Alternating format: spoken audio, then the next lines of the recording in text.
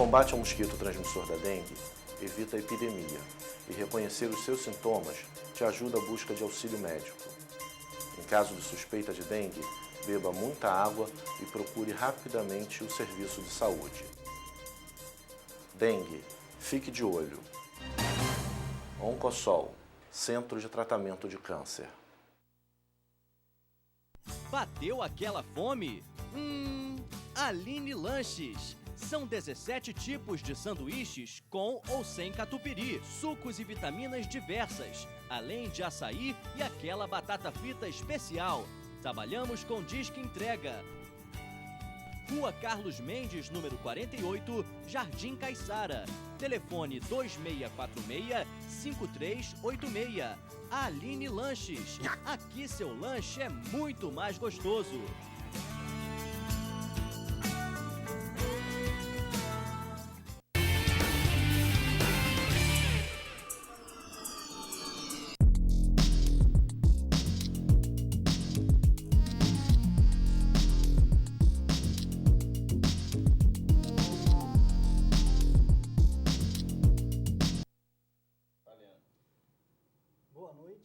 Começamos mais um Direito em Foco.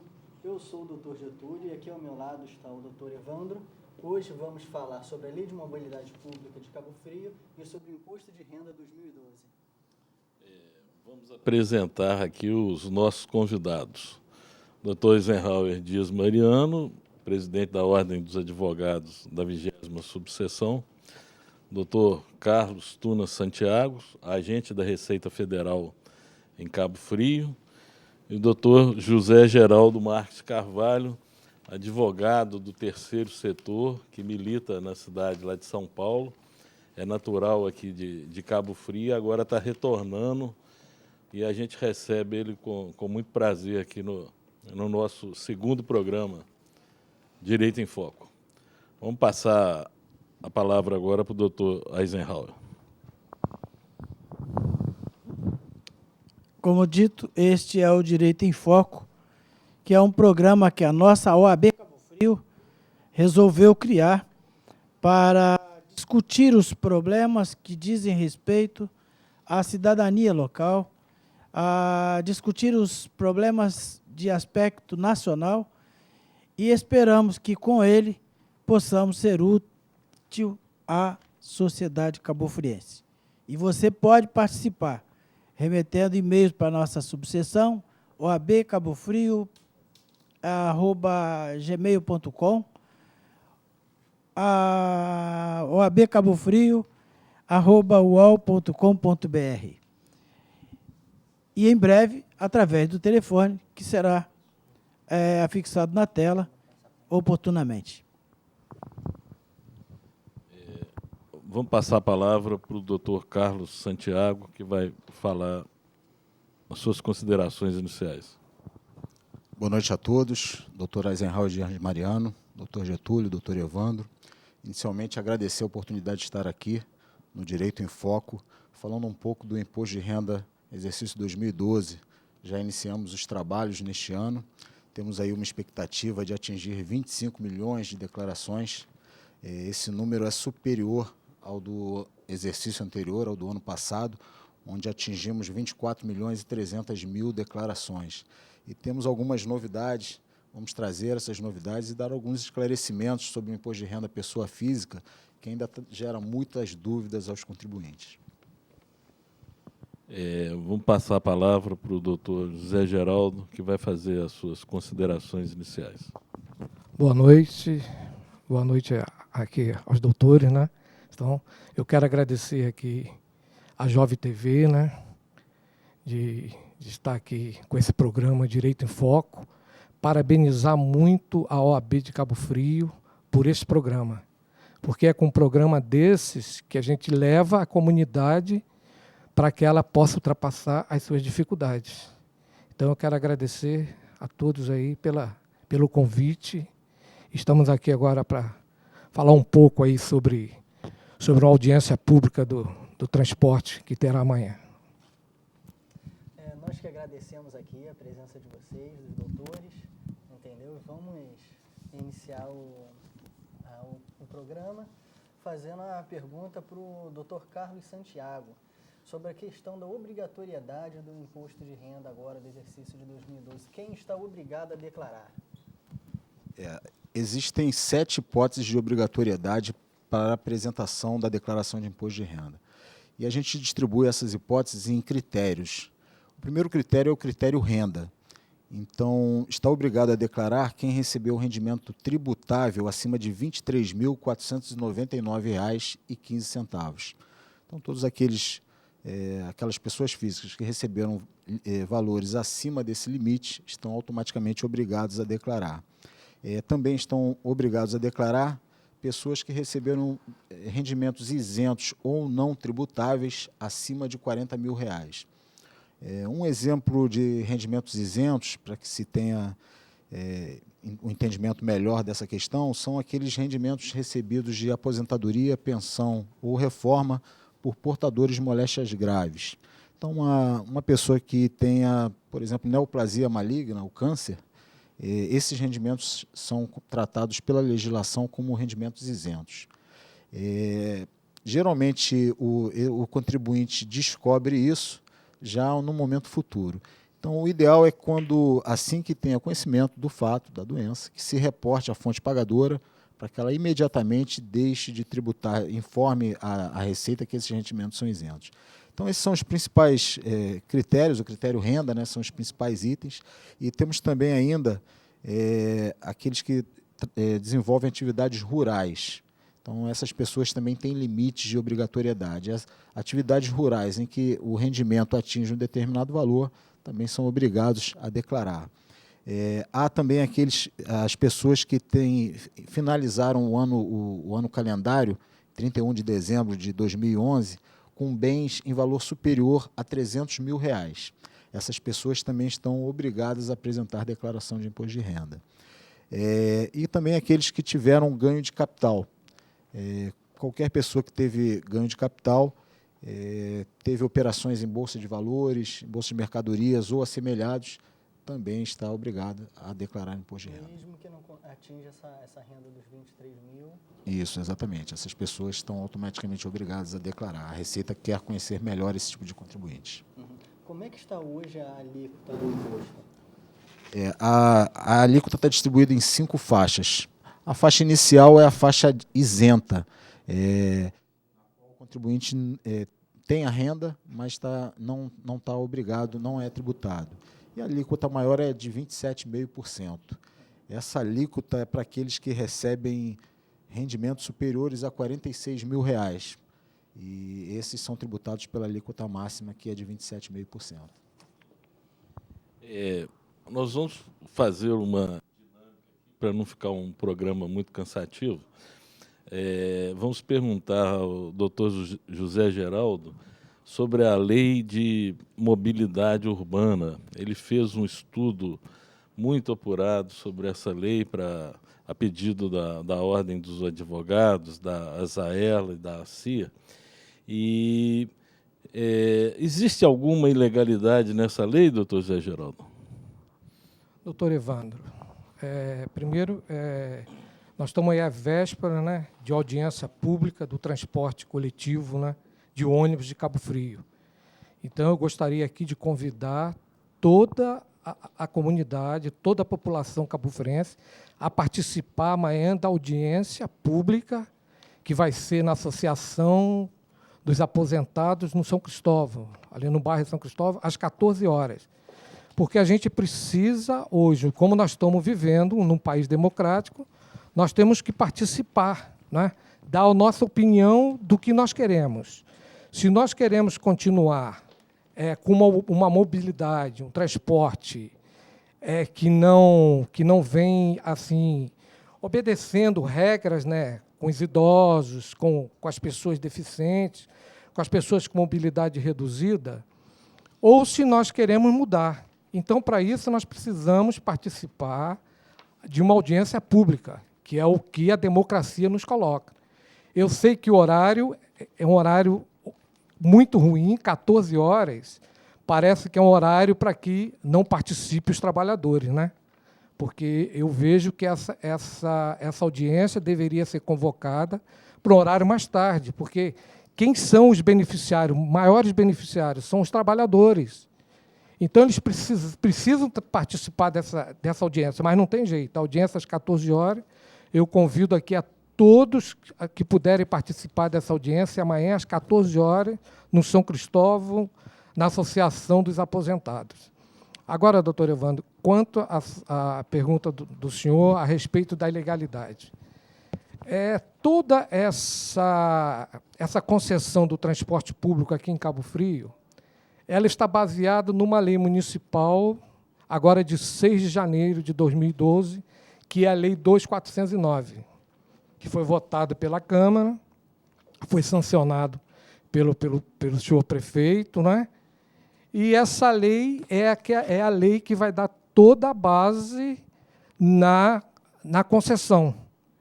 Então, essa lei, infelizmente, porque eu acredito que a população já estava esperando muito essa licitação, porque o que acontece? Hoje, o transporte público coletivo de Cabo Frio está através de liminar.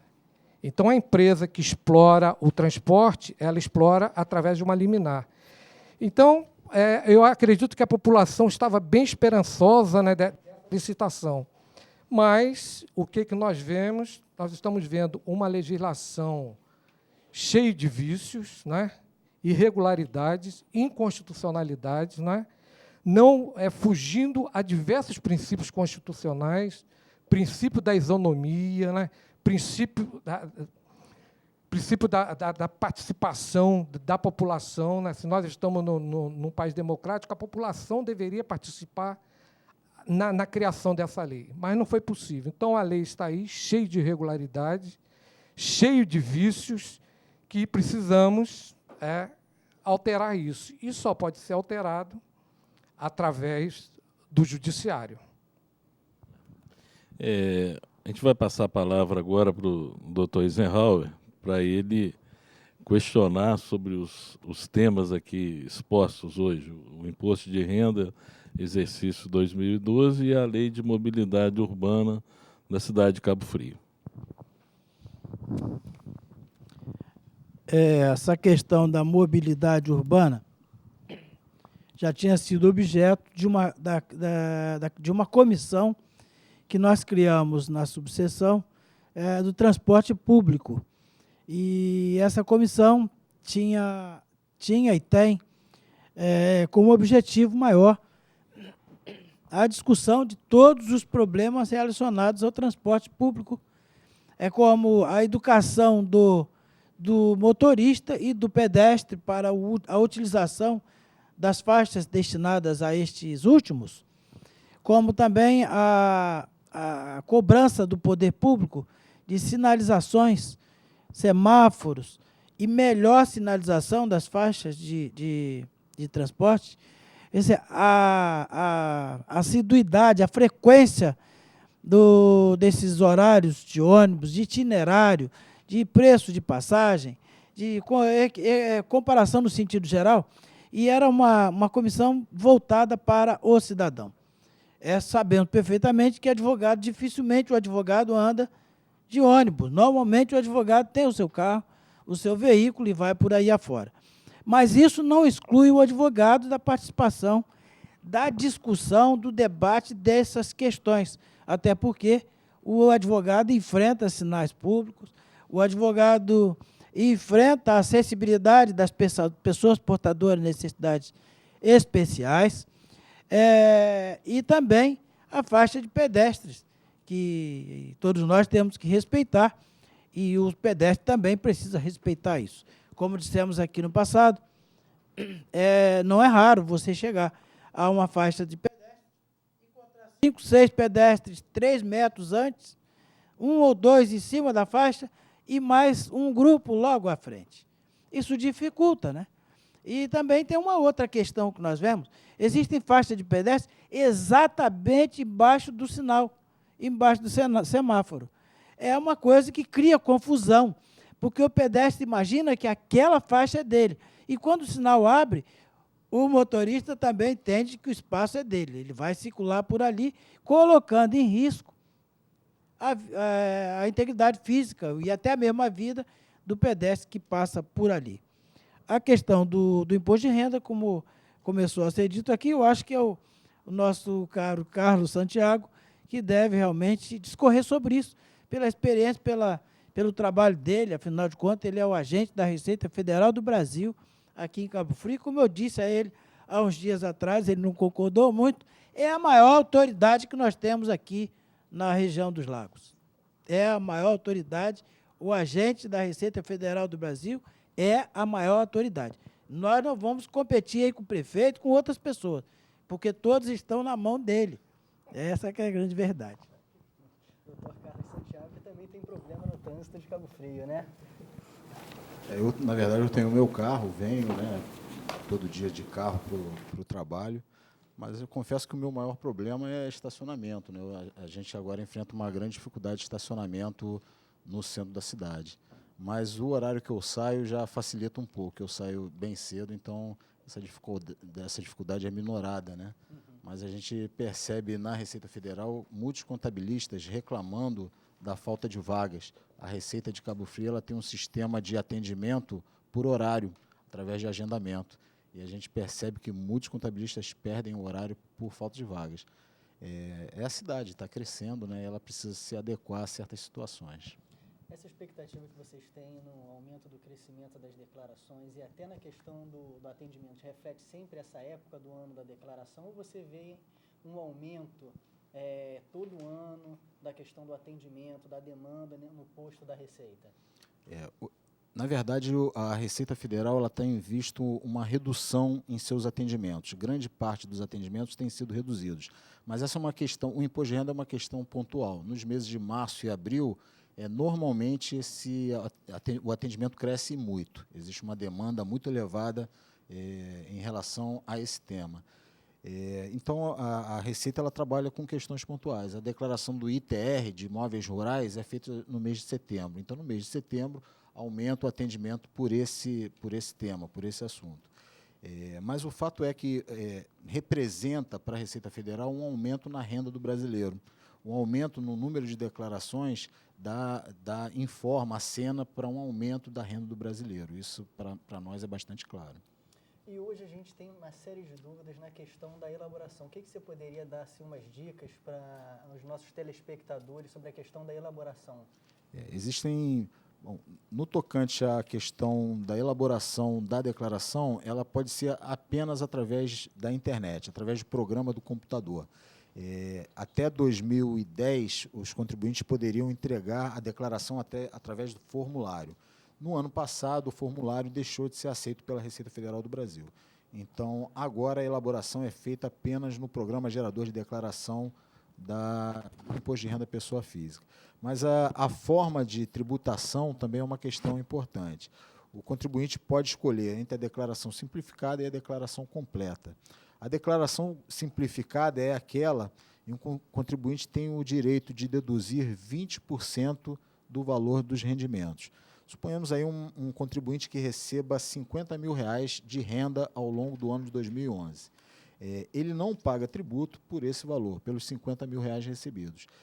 A Receita admite, a legislação admite que ele abata as chamadas deduções antes de chegar ao cálculo do imposto de renda. Então, o contribuinte recebe os R$50 mil e tem o direito de abater 20% no modelo simplificado. Ele vai pagar, o imposto vai ser calculado sobre a diferença, os R$40 mil, que é o que nós chamamos de base de cálculo. Nesse meu exemplo hipotético, a alíquota é aplicada sobre a base de cálculo, que é de R$40 mil. Mas há também a possibilidade da declaração completa, é aquela na qual o contribuinte pode abater as chamadas deduções legais. São despesas médicas, despesas com dependentes, como despesas com instrução, previdência oficial, ou seja, uma série de deduções permitidas, previstas em lei que pode ser abatida dos rendimentos tributáveis até que chegue à base de cálculo. E o contribuinte vai escolher entre a que mais lhe interessa. A dedução, o abatimento simplificado, 20% do rendimento tributável, ou as deduções legais previstas em lei. Interessante. Então fica a critério mesmo do contribuinte ver qual a situação que melhor se encaixa para ele fazer a questão até das deduções e da declaração. Isso. O programa do imposto de renda desse ano, ele vem no canto inferior esquerdo, a todo tempo há um quadro mostrando qual o modelo que mais lhe interessa. E ali vem os valores, imposto a pagar, imposto a restituir, e qual o sistema aponta para aquele que melhor interessa ao contribuinte. Hoje o sistema já está bem simplificado, né? A pessoa sozinha hoje já consegue fazer uma declaração razoável, correta, para poder entregar ao leão. Com o passar do tempo, as pessoas vão se acostumando ao programa. Então, cria-se uma experiência tributária, né? O próprio contribuinte adquire uma experiência tributária. Nós entendemos que o programa hoje é bastante facilitado. As dúvidas não decorrem da utilização do programa. Foi feita uma pesquisa na Receita Federal em que 90% dos contribuintes entenderam que o programa é de fácil utilização. As dúvidas maiores recaem sobre a legislação. Quanto a isso, existem muitas dúvidas, porque a legislação tributária tem um dinamismo fantástico. Ela muda o tempo todo. Então, no ano passado, por exemplo, foi admitida a utilização de dependente do companheiro de união homoafetiva. Também no ano passado admitiu-se aí a utilização de despesas estéticas com cirurgias plásticas. Então, ocorre esse dinamismo, né, no sistema tributário, e muitos contribuintes não acompanham, daí porque eles se reportam às unidades mais por dúvidas na legislação e não em relação à utilização do programa. Hoje ainda continua esses abatimentos da questão da união efetiva? Sim, sem dúvida. Isso é permitido desde o ano passado. E, inclusive, tem aplicação retroativa. O contribuinte pode aplicar isso para os 5 últimos anos. A Receita Federal admite essa hipótese. A gente tem agora, está chegando o prazo para declaração e tudo mais. Quais são os prazos específicos? Desde o dia 1º de março, iniciou-se o período de apresentação da declaração de imposto de renda. Esse prazo se estende até o dia 30 de abril. Então, o contribuinte tem até as 23 horas, 59 minutos e 59 segundos do dia 30 de abril para apresentar sua declaração e, se não o fizer, está sujeito ao pagamento de multas. A multa mínima é de R$ 165,74 e a máxima de 20% do imposto devido, o que pode atingir somas vultosas. Então, é importante que o contribuinte esteja atento aos prazos, o prazo fatal, 30 de abril, e não cumprindo esse prazo, aplicação de multas. Essa multa, cabe também a questão da atualização e mais juros também, ou é só a multa simplesmente? Não, a multa todo o título, toda a dívida pública é atualizada de acordo com a taxa Selic. Então, vai ter um termo inicial, que é o dia 1º de maio, o termo inicial da cobrança da multa e ela atualizada pela taxa Selic. Então, o contribuinte tem que tomar cuidado, senão pode virar um valor vultuoso, né? Sim. A multa em si já é vultosa, né? Então, ele tem que estar atento aos prazos. É importante que ele esteja atento aos prazos. Quando o resultado da declaração é imposto a pagar, também há aplicação da taxa Selic. Então, o vencimento do tributo é 30 de abril. Assim que termina o prazo de entrega da declaração, é também esse o prazo do pagamento do tributo. 30 de abril é o prazo de vencimento do tributo. O contribuinte pode, que teve na sua declaração o resultado de imposto a pagar, ele pode pagar em cota única ou em até 8 cotas. Se paga em cota única, no dia 30 de abril, não há acréscimos. Mas, se ele optar pelo pagamento em cotas, a primeira cota, vencível em 30 de abril, ela não sofre acréscimo, a segunda cota sofre um acréscimo de 1%, e daí em diante as cotas sofrem o valor da taxa, são calculadas de acordo com o valor da taxa Selic.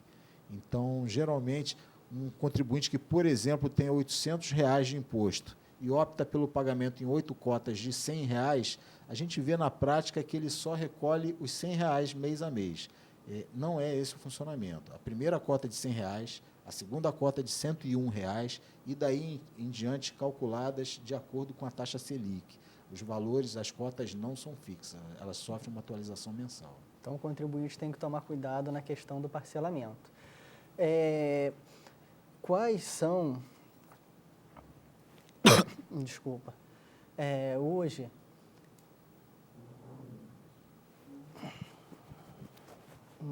Só fazer um adendo. Há também a questão do imposto a restituir. Contribuintes cujo resultado tenha sido imposto a restituir, eles vão ter os seus lotes de restituição de junho a dezembro. Então, se o resultado da declaração for imposto a restituir, existe uma priorização na restituição de acordo com a entrega. Há uma corrida muito grande nos primeiros dias da entrega de declaração. A gente viu até agora, já foram entregues mais de 1 milhão de declarações de imposto de renda, em decorrência aí de uma corrida para a restituição, para o recebimento da restituição do imposto de renda. Só lembrando que o primeiro lote ele é dedicado aos idosos. Então, no ano passado, 90% do primeiro lote foi destinado aos idosos. Eles têm uma prioridade, de acordo com o Estatuto de Idoso, no recebimento das restituições. E os contribuintes que entregaram nos primeiros dias, ainda alguns deles puderam entrar nesse primeiro lote de restituição. Então, percebam aí, são 3 os resultados da declaração de imposto de renda. Imposto a pagar, vencível no dia 30 de abril, que pode ser distribuído em até 8 cotas. Imposto a restituir, que vai ser pago nos lotes de restituição mensais a partir de junho, e aquela declaração sem saldo de imposto, ou seja, o contribuinte não tem imposto a pagar nem a restituir. Vamos chamar o nosso apoio cultural, né? A Ordem dos Advogados do Brasil, 20ª subseção.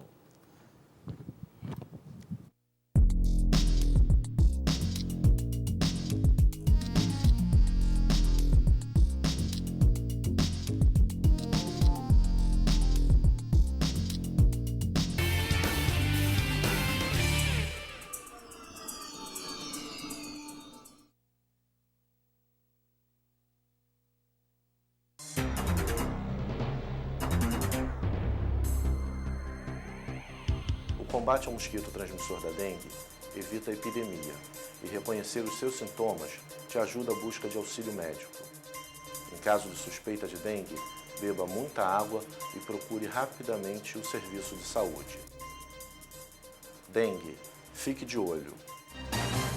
Oncosol, Centro de Tratamento de Câncer. Bateu aquela fome? Aline Lanches. São 17 tipos de sanduíches com ou sem catupiry, sucos e vitaminas diversas, além de açaí e aquela batata frita especial.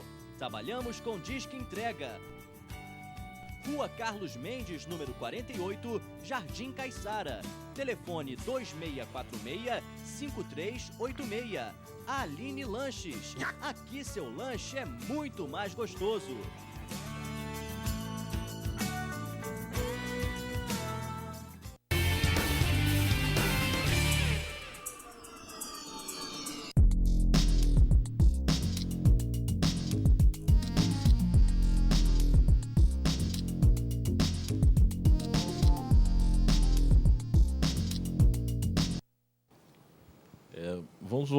Vamos voltar à questão da mobilidade urbana com o Dr. José Geraldo. Dr. José Geraldo, a gente sabe que aqui na cidade de Cabo Frio, a população de baixa renda paga o valor de R$1 pela passagem. São poucas as pessoas esclarecidas que utilizam o transporte público coletivo, andam de ônibus, né? O senhor acha que isso aí é responsável pelo baixo interesse da sociedade nessa lei de mobilidade urbana? Doutor Evandro, o problema da passagem a R$1, né? Existe aí pouco conhecimento, pelo que eu estive vendo, da população de baixa renda sobre o assunto, entendeu? E o que eu vejo é o seguinte, o problema de um ônibus, o ônibus vai chegar, né? Tem local que o ônibus chega e tem local que o ônibus não consegue chegar. O ônibus chega em determinados locais, em outros locais a população precisa caminhar para que tenha a condução do ônibus. Então, eu vejo o seguinte, essa passagem de R$1, apesar de ser financiada pelo Fundo Municipal do Transporte, né? Fundo Municipal do Transporte Urbano, que é o fundo que tem o município para dar esses subsídios, né? Mas nós precisamos estudar um pouco mais sobre esse subsídio, né? Que é dado pela prefeitura, para ver essa validade desse subsídio. Porque, às vezes, a gente fala em passagem de R$1, mas poderá estar sobrecarregando aquelas pessoas que pagam R$2,60. Então, se a gente fizer um cálculo, mas isso é um cálculo que nós estamos fazendo para poder chegar, de fato, qual é a tarifa de ônibus em Cabo Frio, qual será a tarifa. Na lei 2.409, né, que é a lei municipal, nos preocupa muito essa parte da tarifa de ônibus, preocupa muito a falta, o vício da isonomia. A lei vem estabelecendo, em um dos artigos, né, combinado com outro inciso do artigo 11, se não me falha a memória, que só vai poder participar da licitação empresas sediadas em Cabo Frio. Se ficasse só no artigo 3º, onde a lei traz para a gente que só empresa sediada em Cabo Frio, mas chegaria na licitação, a gente teria que esperar a licitação, poderia a licitação estar estabelecendo um prazo para que essa empresa possa sediar em Cabo Frio. Mas quando nós vamos para o artigo 11, inciso 10 ou 11, ele vem trazendo das obrigações de que a empresa tem que cumprir para poder estar na licitação. Então, isso é um problema grave. Está ferindo um princípio constitucional da isonomia. A isonomia, todos nós temos direito de participar de uma licitação.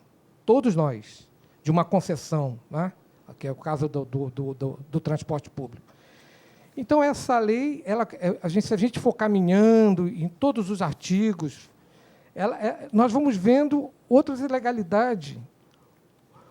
Se a gente for ver o seguinte, a concessão será por 15 anos, podendo ser prorrogado mais 15. Então, nós estamos falando aqui em 30 anos.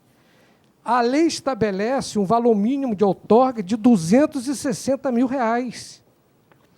Para um valor de licitação, um valor de concessão de bilhões. Vai chegar a faixa aí de bilhões. Então, eu vejo o seguinte, para uma licitação do mínimo de R$260 mil, eu acho baixíssimo, baixíssimo, e quem vai ter esse prejuízo é toda a população, é todo o poder concedente, que é a prefeitura. Então, eu vejo que isso aí deveria ser revisto para a licitação, na hora que saiu o edital da licitação. Mas me parece que o legislador não se preocupou com isso. E se a gente continua com esse passeio na Lei 2.409, nós vamos ver algumas leis municipais que já deram garantias às pessoas com mobilidade reduzida, aos idosos, aos deficientes, essa lei deixar de ser citada nessa Lei 2.409. Então, é como dissesse, olha, o que vocês têm nessa lei, a partir de agora não vale mais. Então, eu vejo isso aí um absurdo, entendeu? De não ser cumprido. A gente continua, eu digo o seguinte, ó, vamos passeando na redação da lei, né? Vamos caminhando. Nós vamos encontrar outra coisa gravíssima na lei, nas disposições gerais. Nas disposições gerais, onde vem estabelecendo um absurdo, uma redação absurda em trazer o seguinte, no final da concessão, a concessionária será indenizada por todos os investimentos efetuados no período. Como o legislador estabelece uma redação dessa? Como o nosso prefeito, o prefeito municipal de Cabo Frio, sanciona uma lei dessa? Se a gente chegar nessa devolução do princípio, nós estamos ferindo o princípio petro, talvez até da Constituição. Princípios em que da razoabilidade, princípio em que poderá até, eu fico até assim meio preocupado assim, do prefeito ter sancionado uma lei, um artigo que poderá trazer para ele a improbidade administrativa. Porque o que vai acontecer, a empresa, depois de um certo período, na licitação, do período da concessão ser indenizada, ela estará tendo uma riqueza sem causa. Uma riqueza sem causa. Isso é imposto de renda. A riqueza sem causa. Isso é improbidade administrativa para o chefe do Poder Executivo, o prefeito.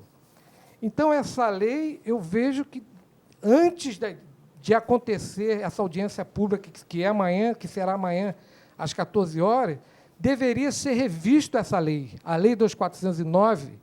Isso aí foi falado numa reunião do Conselho de Transporte, na Secretaria de Transporte. Nós levantamos esse problema com o secretário. Dissemos que a lei tem diversas ilegalidades, diversas inconstitucionalidades, vícios, e não foi, o que foi falado que seria tomada providência, o que a gente vê é o seguinte: a lei continua em vigor e é a lei que vai dar base total para a licitação, para a concessão do transporte público. Vejo que o legislador, nossa Câmara Municipal, deveria retirar essa lei e fazer uma revisão para que não tenhamos problema jurídico. Não é que ninguém, que somos contra a licitação do transporte público. Temos que ter uma licitação dentro da legalidade.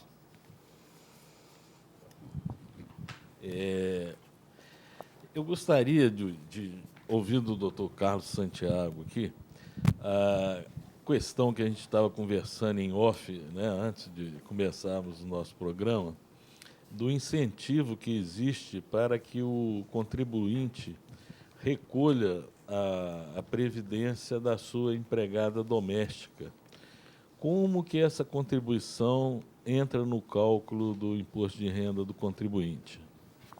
Uma das deduções legais, uma das deduções previstas na legislação tributária, diz respeito à contribuição patronal paga pelo empregador doméstico. Então, 20% do valor recolhido em favor do profissional doméstico pode ser devolvido, né? Essa contribuição paga pode ser devolvida no imposto de renda. Então, hoje em dia, aquelas pessoas que têm imposto devido, elas podem utilizar uma parte desse valor. O valor atual é de R$ 866.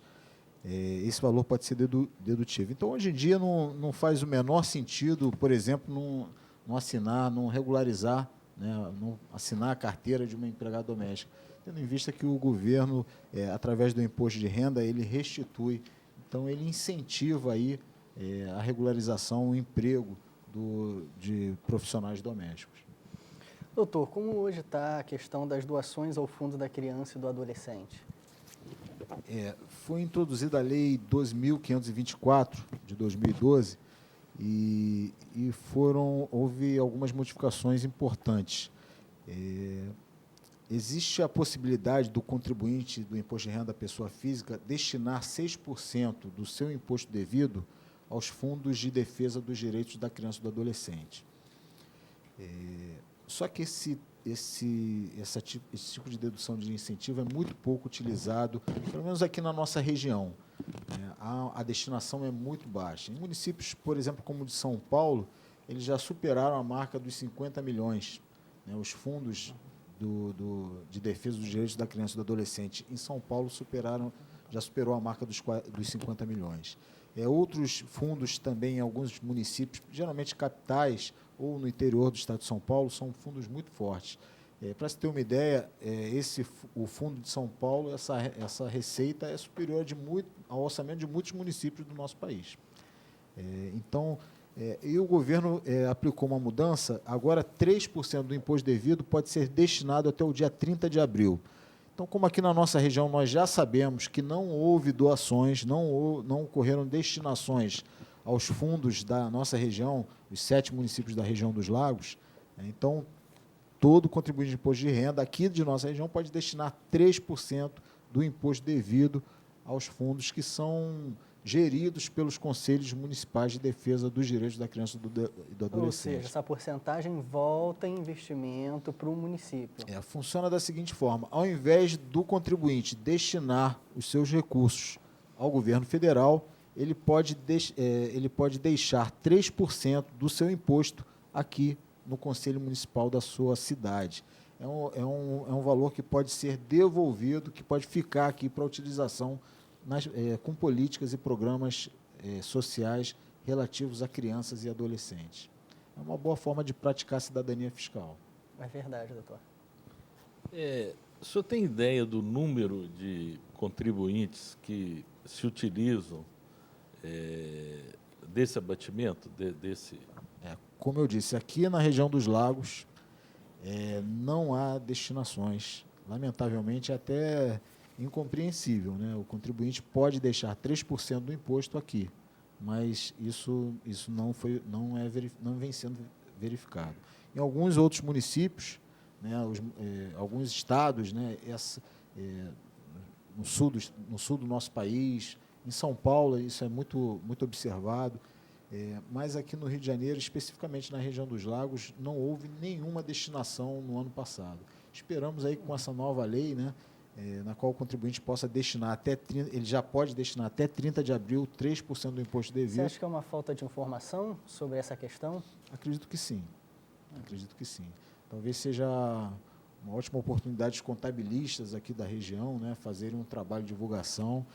Na sexta-feira agora eu estou fazendo uma apresentação no Conselho da Criança e do Adolescente aqui de Cabo Frio, esclarecendo, né, aos presentes sobre essa destinação de parte do imposto de renda devido aos fundos municipais, estaduais ou até o Fundo Nacional da Criança e do Adolescente. Na declaração dele, especificamente, como é que ele deve fazer isso? Ele tem um campo específico para declarar? Tem.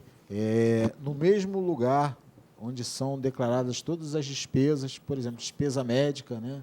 Tem lá despesas com instruções, há um campo, é o item 39, doações aos fundos da criança e do adolescente.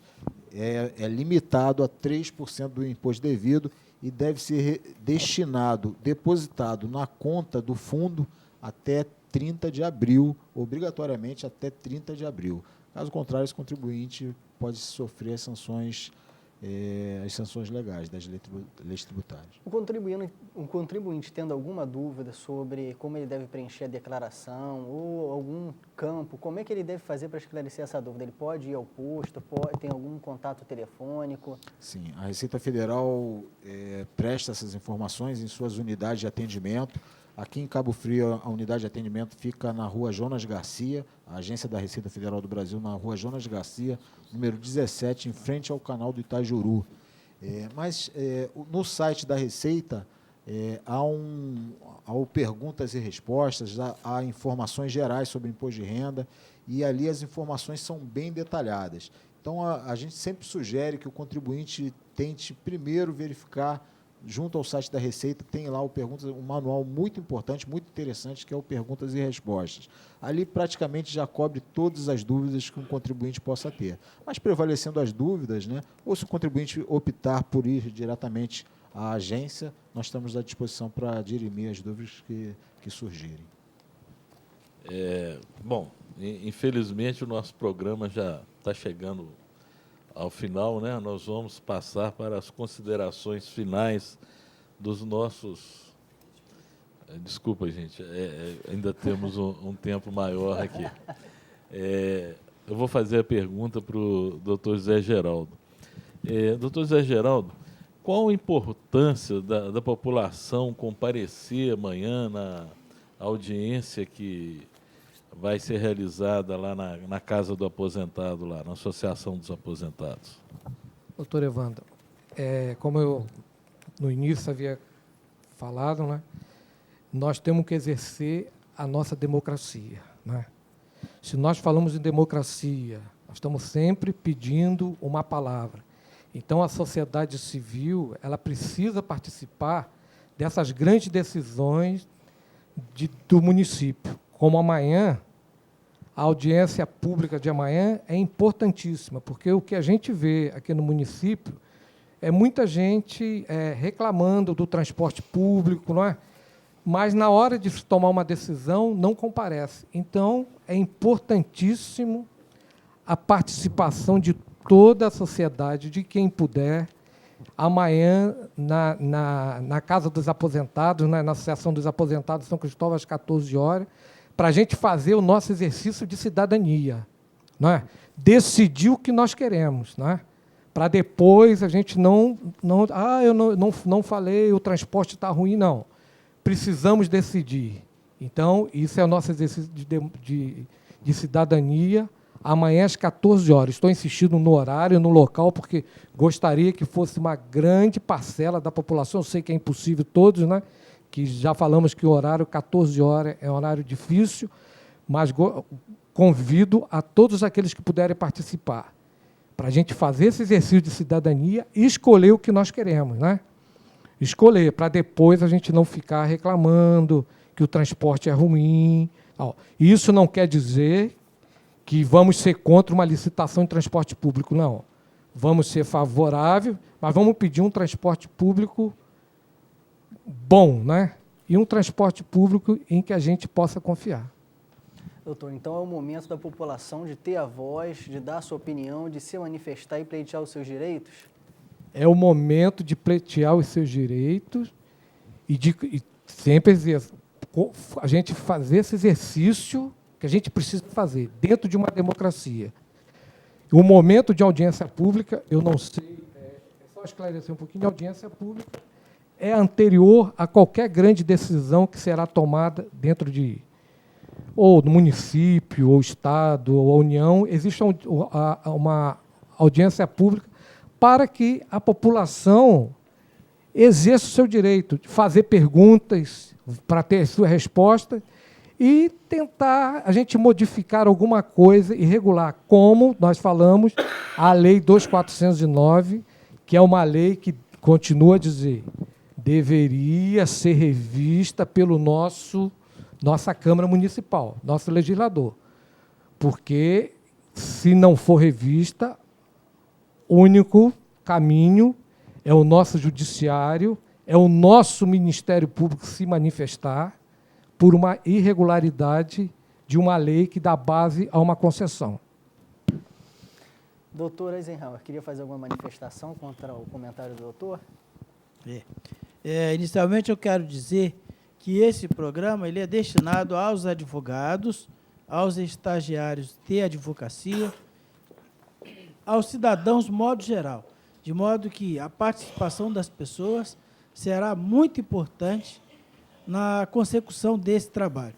Doutor José Geraldo, nós acompanhamos algumas legislações em todas as esferas, mas no município de Cabo Frio, alguns segmentos reclamam, como, por exemplo, o da engenharia e arquitetura, no que diz respeito ao CONCEPLA e outros mais, que existem legislações que dormem no legislativo há muitos anos. E a legislação relacionada à licitação pública do transporte público corre aceleradamente, são altamente diligentes. Isso não levanta alguma suspeita, isso em razão das informações que nós conhecemos, que vazam de dentro dos gabinetes e das locações internas? Doutor Zé Raul, o que nós estamos vendo é o seguinte: se a gente for acompanhar a legislação, nós tivemos agora recente, dia 3 de janeiro, a Lei 12.587, que é a lei que vai reger toda a mobilidade urbana em todo o Brasil. Essa lei foi sancionada pela presidente em 3 de janeiro. Ela vai entrar em vigor 100 dias após, então ela entrará em vigor dia 12 de abril, dia 13 de abril.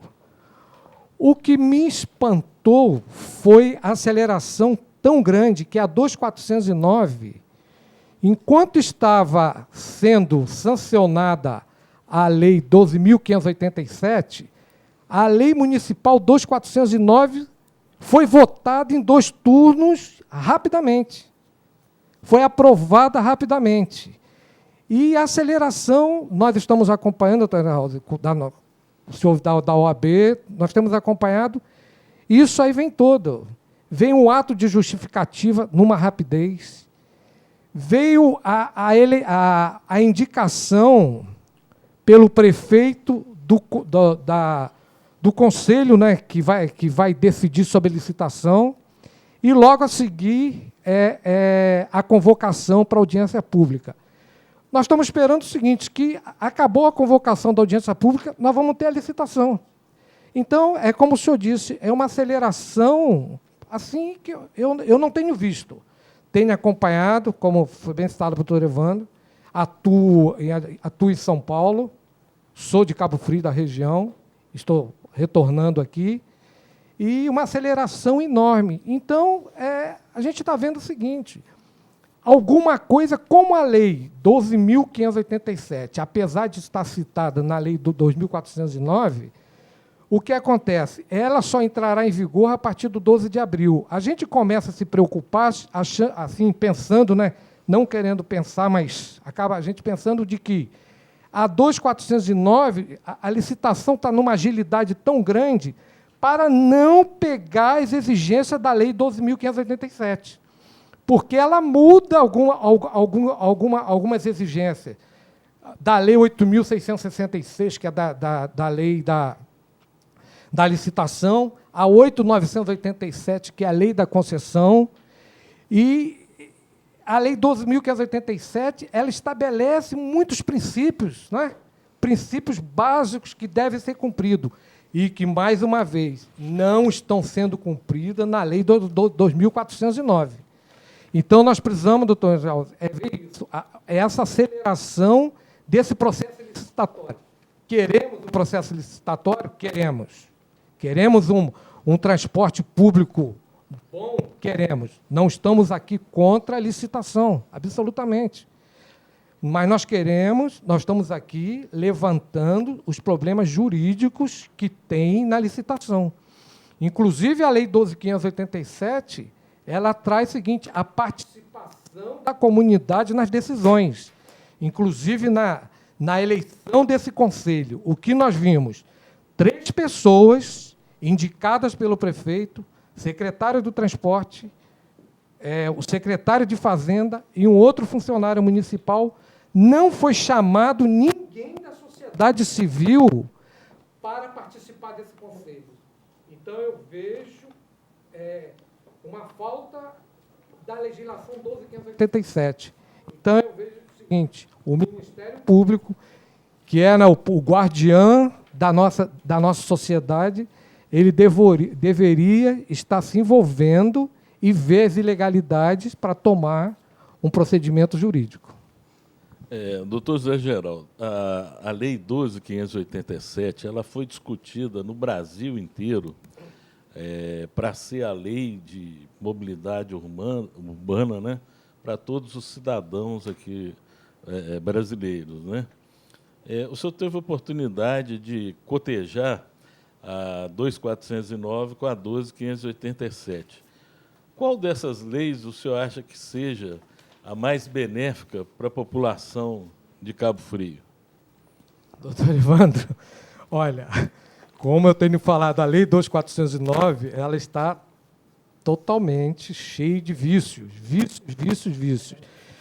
Então, a 12.587, que foi uma lei discutida em todo o Brasil. Eu participei em São Paulo, né, da discussão da 12.587, porque alguns juristas já estão até elogiando a lei, dizendo o seguinte, é o Estatuto da Mobilidade Urbana do Brasil. É um Estatuto da Mobilidade Urbana. Agora, a gente vem, a lei, mas a lei pode entrar em vigor, mas aí ela não é cumprida. Mas para a lei ser cumprida, não basta ela estar no papel. Tem que ter um compromisso de toda a sociedade, mais uma vez, do Ministério Público, trabalhar para que a lei seja cumprida, né? Porque nós temos algumas leis aí, que a lei da acessibilidade, desde 2000 até hoje, o município de Cabo Frio não tem acessibilidade. Não tem nem acessibilidade no transporte público. Então, pela pergunta do doutor Evandro, a 12.587 é a lei que rege a mobilidade urbana. Vejo que a lei 2.409 ela deveria estar totalmente baseada na lei 12.587, não do jeito que está a sua redação, cheio de vícios. Então, doutor, temos que comparecer à audiência pública para se manifestar sobre isso, correto? Vamos entrar agora nas nossas considerações finais. Vou querer uma opinião do doutor sobre essa questão final, mas vamos começar pelo doutor Carlos Tuna. Doutor, gostaria muito que na sua consideração final você falasse um pouco do que está mexendo agora com os contribuintes da Operação Taj Mahal. Na semana passada, o nosso delegado Dirceu Rezende Pinheiro, delegado da Receita Federal do Brasil em Niterói, esteve aqui em Cabo Frio, no aeroporto, realizando uma coletiva e que tratou da Operação Taj Mahal. Nossa aeronave, um helicóptero, o helicóptero da Receita Federal estava aqui no aeroporto e fez alguns sobrevoos nos municípios de Cabo Frio e Armação dos Búzios. Esses sobrevoos objetivavam fazer filmagens e fotos aéreas sobre algumas áreas, verificar a questão de construções. Existe uma contribuição previdenciária sobre obras de construção civil. Então, a Receita possuía imagens antigas e hoje acabou de extrair algumas imagens novas e vai fazer a verificação junto com a Prefeitura, com o apoio da Prefeitura Municipal de Cabo Frio, de Armação dos Búzios, né, com os dados por elas informados, para verificar a existência de obras irregulares aqui na região e iniciar o procedimento de fiscalização. As multas são elevadas, podem chegar a 225%, são elevadíssimas essas multas, e nós já percebemos, já há reflexos de filas na Agência da Receita Federal do Brasil. Nós abrimos o atendimento, aumentamos o número de vagas para esse atendimento. É um atendimento que dura em torno de 20 a 30 minutos, e a gente já percebe que há uma demanda muito elevada para a regularização de obras aqui na nossa agência. Bom, no mais, agradecer a oportunidade de estar aqui com os senhores, falando sobre tributação federal. Foi um prazer e fico à disposição para oportunidades futuras. O prazer é nosso, doutor. Doutor José Geraldo, suas considerações?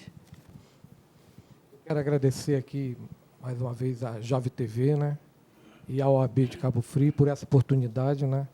A gente está participando aqui desse programa, desse Direito em Foco, muito importante.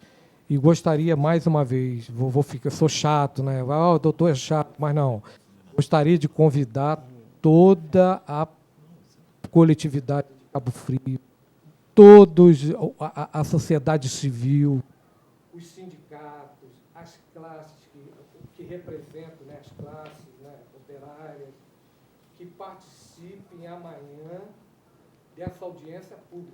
Porque é importantíssima, porque em Cabo Frio, eu sou cabofriense, não vi até hoje uma licitação de transporte público em Cabo Frio. Então, é uma oportunidade que nós queremos.